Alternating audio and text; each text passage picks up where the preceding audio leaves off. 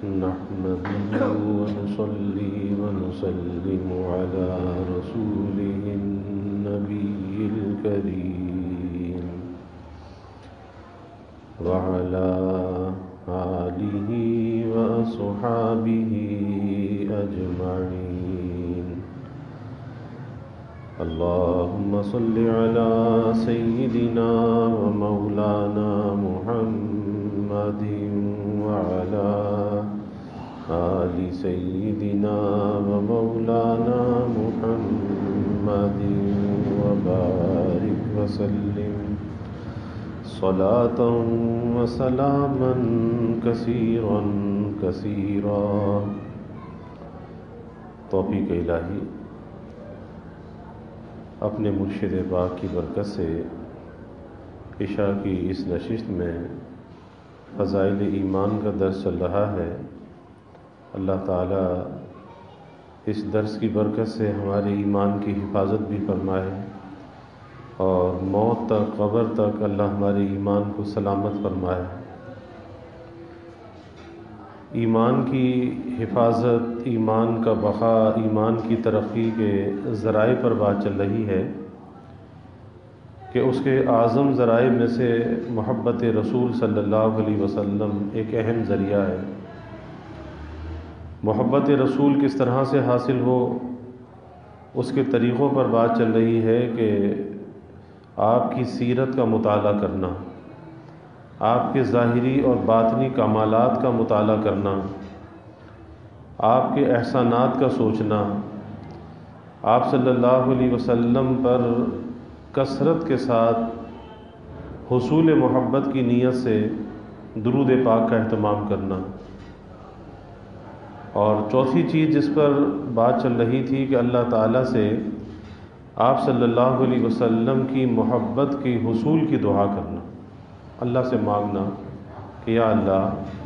اپنی محبت بھی عطا فرما، اپنی حبیب صلی اللہ علیہ وسلم کی محبت بھی عطا فرما. اللہ سے مانگنا چاہیے،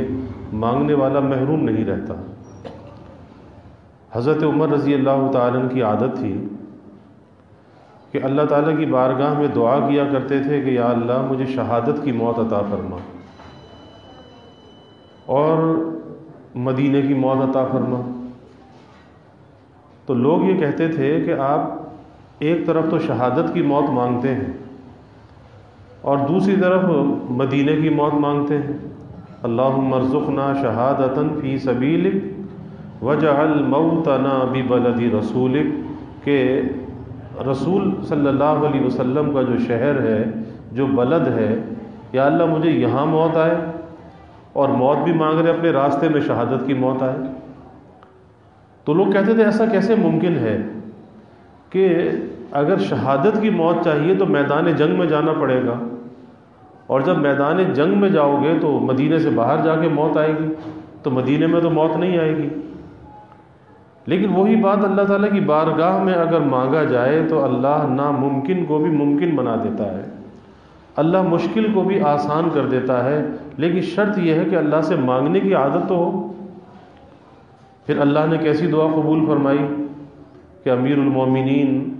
سیدنا عمر رضی اللہ تعالیٰ عنہ کو اللہ نے شہادت کی موت عطا فرمائی کہ فجر کی نماز میں ابو فیروز لولو ایک مجوسی غلام تھا، اور وہ اندھیرے کے وقت میں فجر ہوتی تھی تو محراب میں چھپ کر بیٹھا تھا اور زہر آلود خنجر یا چاقو اس کے پاس تھا. بس جیسے امیر المومنین نماز کے لیے آگے مصلی پر کھڑے ہوئے اور نماز شروع کی، اس نے اس زہر آلود خنجر سے حملہ کر دیا، پیٹ پہ حملہ کر دیا، پیٹ کاٹ دیا. اب وہ وہاں سے جب نکل کے بھاگنا چاہا تو صفوں کی ترتیب ایسی ہوتی تھی کہ کاندھے سے کاندھا ملا ہوا. آج تو ایک عجیب لوگوں کی عادت بگڑ گئی، ذوق بگڑ گیا کہ جو صف میں آ کے شامل ہوتا ہے وہ دوسرے سے فاصلہ کر کے کھڑا ہوتا ہے، جبکہ ہمارے نبی صلی اللہ علیہ وسلم کی تعلیم یہ ہے کہ کاندھے سے کاندھا ملا کر کھڑے ہو صف کے اندر، اتنا قریب ہونا چاہیے. اور حضرت عمر رضی اللہ تعالیٰ عنہ کی تو عادت تھی کہ صفوں کو اتنا سیدھا کرایا کرتے تھے نماز سے پہلے کہ کوڑا بھی ہاتھ میں ہوتا تھا، کہ مثل مشہور تھی کہ اگر کوئی اپنے نیزے کو سیدھا کرنا چاہے اس صف کی سیدھ سے وہ نیزے کو سیدھا کر سکتا ہے، اتنی سیدھی صف ہوتی تھی۔ کیونکہ اس پر احادیث میں وعید بیان کی گئی کہ صف کے ٹیڑھے ہونے پر اور صفوں کے درمیان خلا چھوڑنے پر،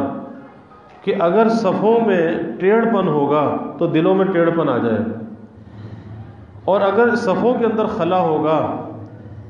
تو پھر شیطان کو صفوں میں گھسنے کی جگہ ملے گی، راستہ ملے گا۔ اور دوسرے، اگر تمہارے صفوں کے درمیان فاصلہ ہوگا کھڑے ہونے میں تو کیا ہوگا کہ تمہارے دلوں میں فاصلے پیدا ہو جائیں گے۔ تو کاندھے سے کاندھا ملا ہوا ہونا چاہیے، یہ سب کی ترتیب ہے۔ اب اس نے حملہ کیا اور حملہ کر کے جب وہ نکلنا چاہا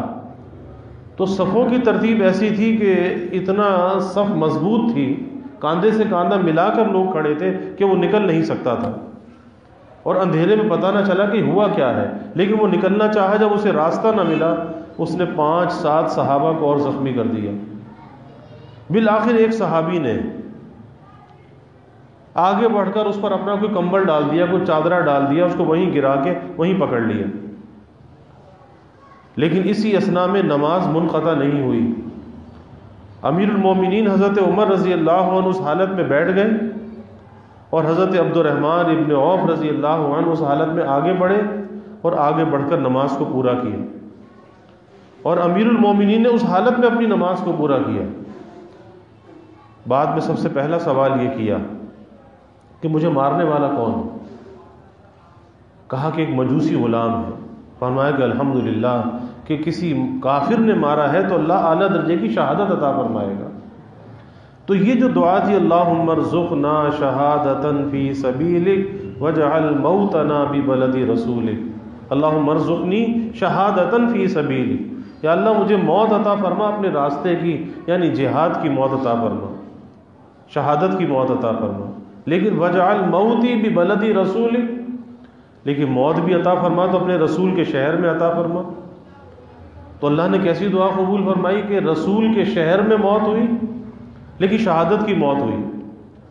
تو اللہ تعالیٰ سے مانگنا چاہیے۔ آج دنیا کے بارے میں تو اللہ سے سوال کرتے ہیں، لیکن کبھی ہم اللہ سے اللہ کو نہیں مانگتے، اللہ سے ایمان کی ترقی کو نہیں مانگتے، ایمان کی حفاظت کو نہیں مانگتے، اللہ سے اللہ کی محبت کا سوال نہیں کرتے، رسول کی محبت کا سوال نہیں کرتے، دنیا جہاں کے بکھیڑوں کا سوال تو کرتے ہیں۔ جو چیز اصل کام آنے والی ہے کہ رسول کی جو محبت ہے صلی اللہ علیہ وسلم کی، ارے یہ محبت تو ایسی ہے، آپ نے فرمایا کہ جو جس سے محبت رکھے گا وہ اسی کے ساتھ ہوگا۔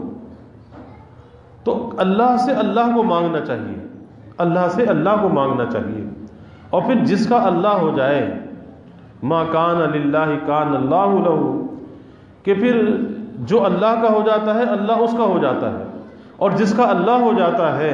پھر اس سے کوئی غم نہیں ہوتا، کوئی پریشانی نہیں ہوتی۔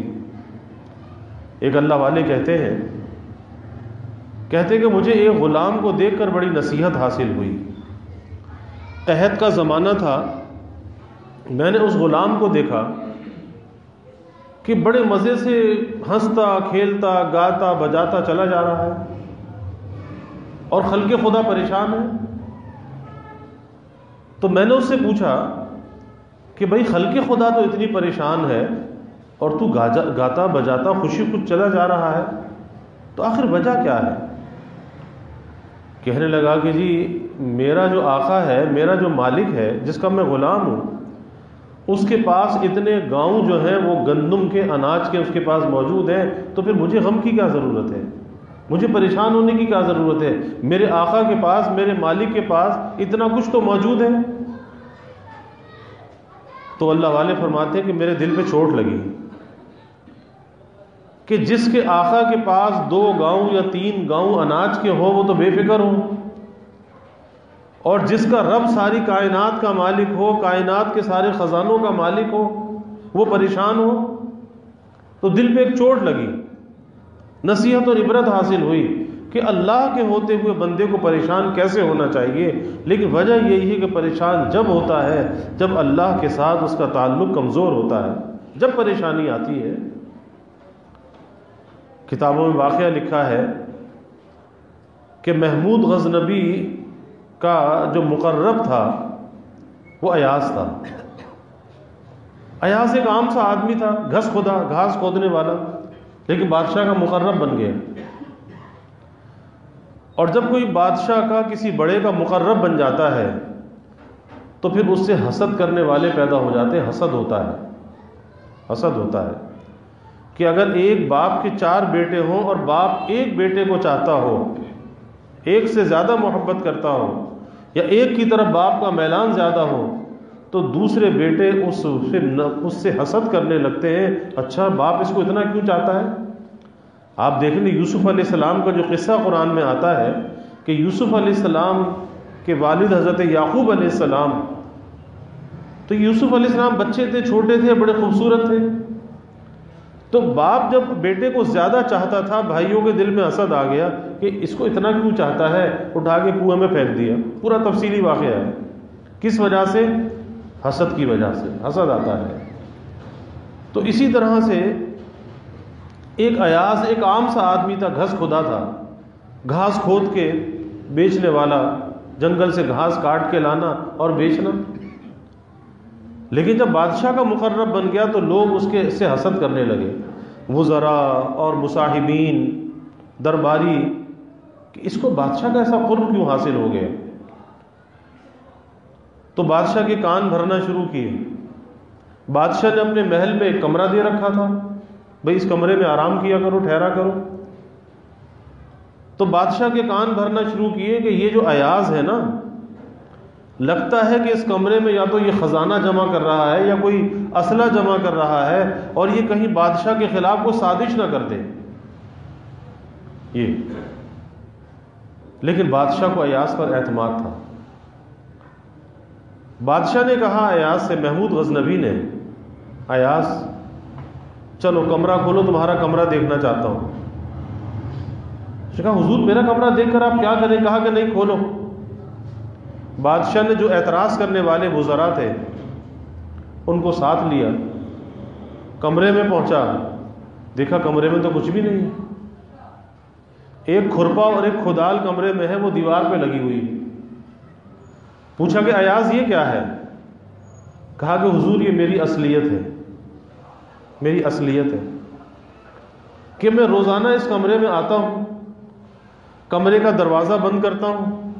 اور پھر اپنے نفس سے، اپنے جی سے یہ کہتا ہوں کہ ایاز تیری اصلیت تو یہ ہے، یہ کھرپا اور یہ جو گھاس کاٹنے کی درانتی، تو تیری تو اصلیت یہ ہے کہ تو جنگل سے گھاس کھودا کرتا تھا، گھاس کاٹا کرتا تھا، اور شہر میں آ کے گھاس بیچا کرتا تھا، تیری تو یہ حیثیت ہے۔ آج اگر تو بادشاہ کا مصاحب ہو گیا، بادشاہ کا تجھے قرب حاصل ہو گیا، تو اپنی اصلیت کو نہیں بھولنا چاہیے۔ یہی وجہ ہے بزرگوں نے لکھا ہے کہ اپنی ماضی کو کبھی فراموش نہیں کرنا چاہیے۔ یہ نہیں ہونا چاہیے کہ جی بس میں تو ہمیشہ سے ایسا ہی تھا، اتنا قابل تھا، اتنا مالدار تھا، اتنا خوبصورت تھا،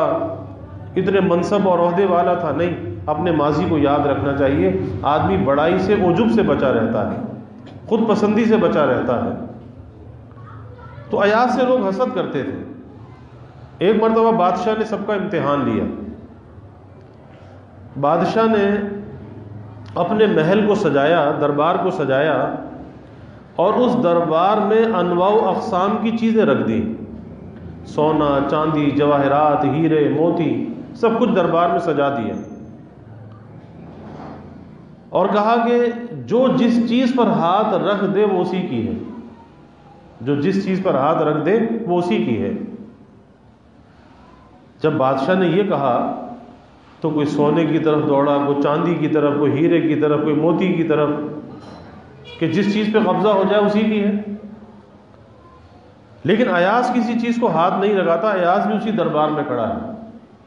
وہ کسی چیز کو ہاتھ نہیں لگاتا۔ بادشاہ نے پوچھا کہ ایاز تم کسی چیز پہ ہاتھ نہیں رکھتے؟ سب لوگ دوڑ رہے ہیں، دوڑیں لگی ہوئی ہیں کہ بھئی جو جس چیز پہ ہاتھ رکھ دیا اسی کی ہے۔ اس نے کہا کہ حضور ایک بات عرض کروں، آپ برا تو نہیں مانیں گے؟ کہا کہ کہو۔ اس نے کہا کہ حضور بات یہ ہے کہ آپ بھی تو اسی دربار کے اندر ہیں، جہاں اتنا ساز و سامان اس دربار میں ہے تو آپ بھی تو اس دربار میں ہیں۔ تو ایاز نے محمود غزنوی کے اوپر ہاتھ رکھا، کہا کہ حضور میں تو آپ پر ہاتھ رکھتا ہوں کہ جس کا بادشاہ ہو گیا اس کا سب کچھ ہو گیا، جس کا بادشاہ ہو گیا اس کا سب کچھ ہو گیا۔ تو ایاز نے محمود کے کاندھے پر ہاتھ رکھ دیا، یعنی مجھے مال نہیں چاہیے، دولت منصب نہیں چاہیے، مجھے تو آپ چاہیے۔ تو اس لیے میں عرض کر رہا تھا کہ اللہ کو اللہ سے مانگنا چاہیے، اللہ سے سوال کرنا چاہیے، یا اللہ اپنی محبت عطا فرما دے، یا اللہ تو اپنے حبیب کی محبت عطا فرما دے، ایسے عمل کی محبت عطا فرما دے جو تیری محبت کا ذریعہ بن جائے، اور ایسی محبت ہمیں عطا فرما جو تیری محبت میں ترقی کا ذریعہ بنے۔ کسی دنیا کی مردار محبت میں یا اللہ ہمارے دل کو نہ پھنسا، کسی دنیا کے فتنے میں یا اللہ ہمارے دل کو نہ پھنسا، کیونکہ اگر دل کے اندر اللہ کا غیر آ گیا، اغیار، تو پھر کیا ہوگا؟ پھر اللہ اس دل کے اندر نہیں ہوگا، اللہ کے حبیب کی محبت اس دل کے اندر نہیں ہوگی۔ تو اس لیے حضور صلی اللہ علیہ وسلم کی محبت کے حصول کی دعا کرنی چاہیے کہ یا اللہ اپنے حبیب صلی اللہ علیہ وسلم کی محبت ہمیں عطا فرما دے، اور پھر اس میں دل میں سچائی بھی ہونی چاہیے، دل میں تذبذب نہیں کہ زبان سے تو کہہ رہا ہے کہ ہاں یا اللہ اپنے حبیب کی محبت دے دے، یا اللہ اپنی محبت دے دے۔ دل کی سچائی یہ ہے جس پر اللہ کا فضل متوجہ ہوتا ہے کہ میں نے اپنی زندگی کو اللہ اور اس کے حبیب کے طریقوں پر، حکموں پر گزارنا ہے، جو اللہ کی مرضی، جو میرے محبوب صلی اللہ علیہ وسلم کی مرضی،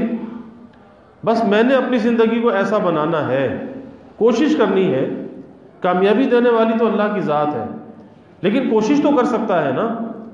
اور جیسی بھی ٹوٹی پھوٹی کوشش ہوگی اللہ اس ٹوٹی پھوٹی کوشش کو بھی بار آور کر دے گا، ثمر آور کر دے گا، اسے بھی اللہ کامیاب کر دے گا۔ لیکن کوشش ہونی چاہیے، کوشش ہونی چاہیے، اور آج وہ کوشش نظر نہیں آتی،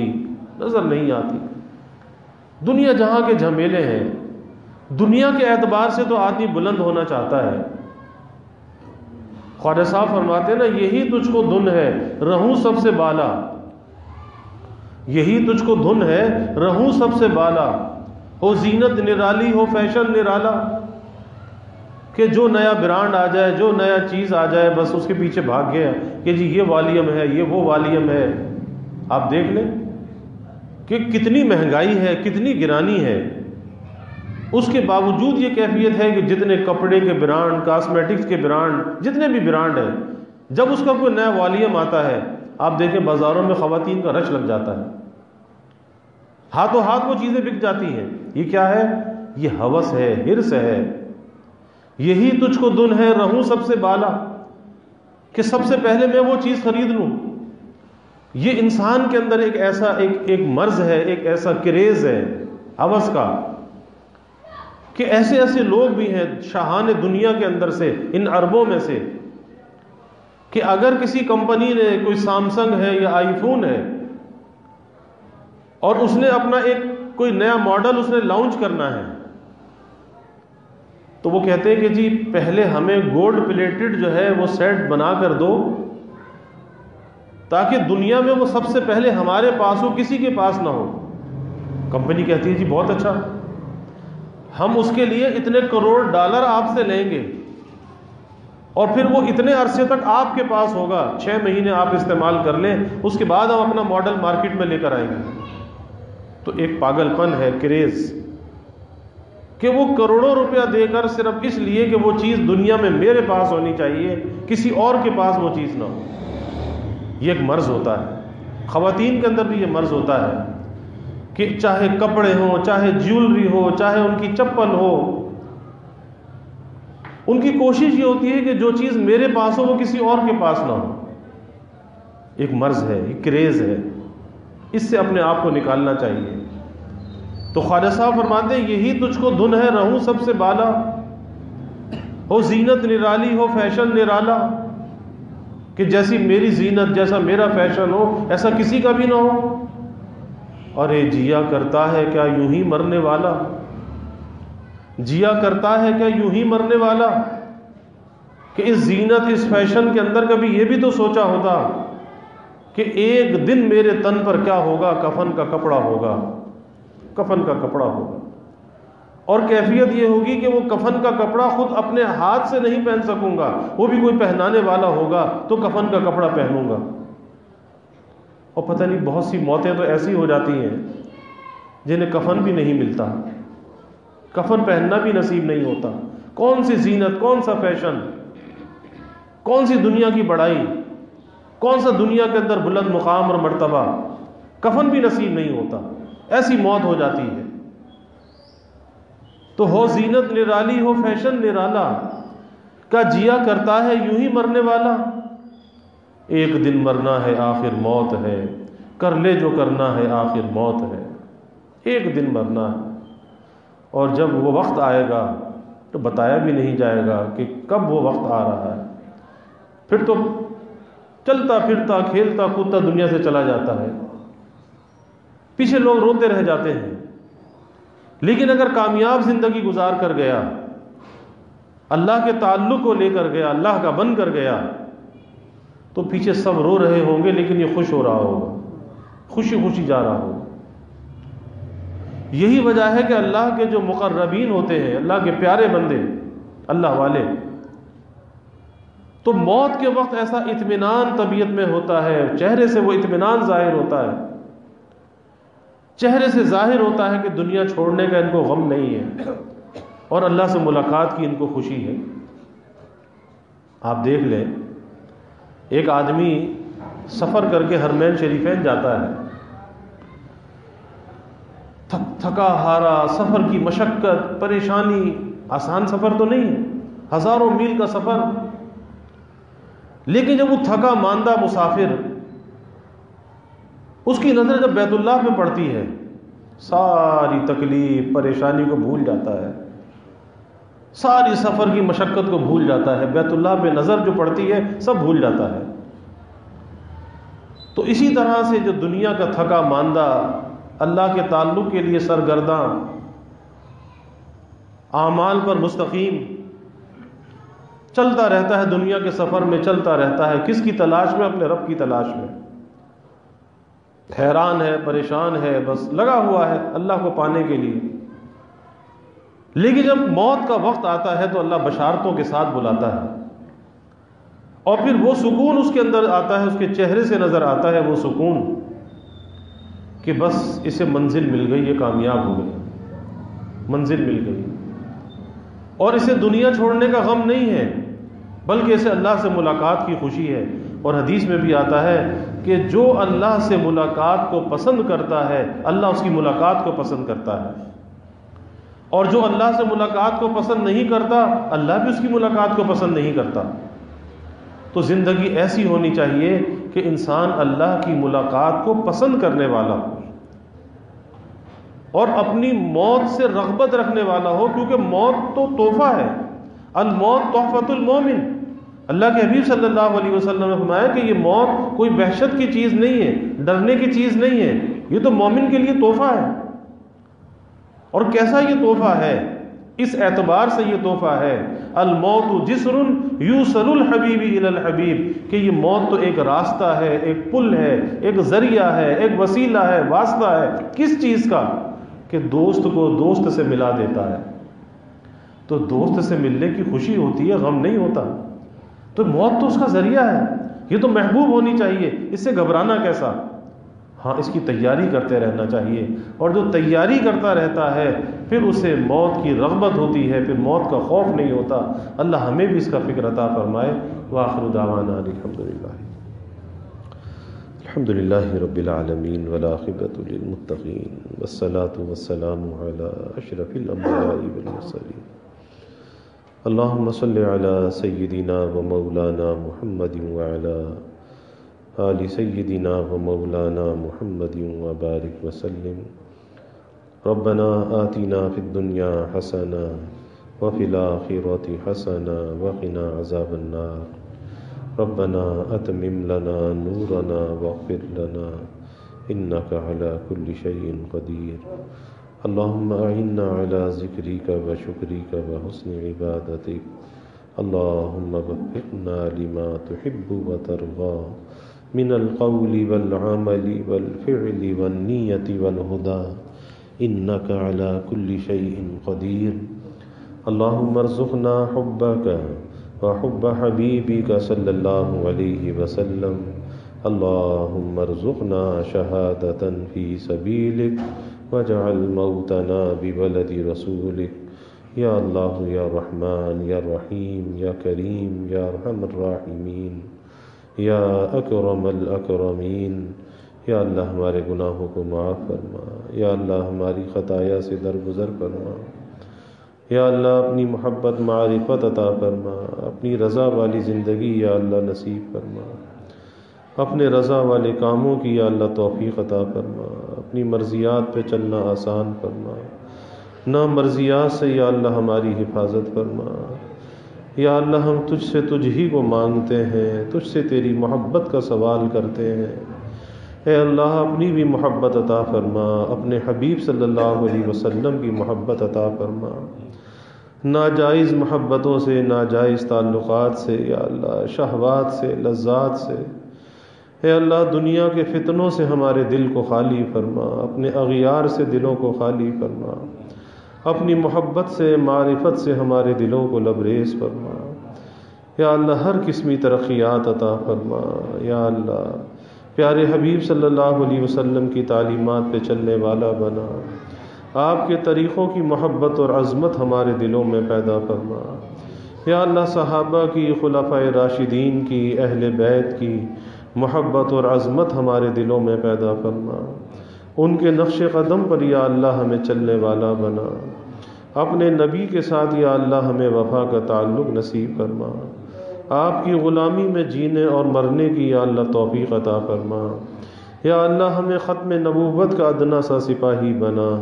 اور ناموس رسالت کا ناموس صحابہ کا یا اللہ ہمیں محافظ بنا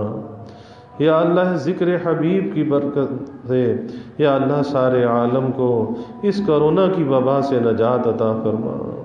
یا اللہ یہ وبا بڑھتی ہوئی پھیلتی ہوئی اس کے مضر اثرات سے ساری انسانیت کی حفاظت فرما ہمارے ملک کی حفاظت فرما یا اللہ اس کے بڑھتے ہوئے اثرات سے سب کو محفوظ فرما شفا کو یا اللہ نازل فرما اس وبا سے نجات عطا فرما یا اللہ سب کے دلوں کے نیک ارادوں کو تمناؤں کو از غیب پورا فرما سب کی حاجات کو پورا فرما سب کی پریشانیوں کو دور فرما بیماریوں سے یا اللہ حفاظت فرما ہر ناگہانی بلا اور مصیبت سے یا اللہ حفاظت فرما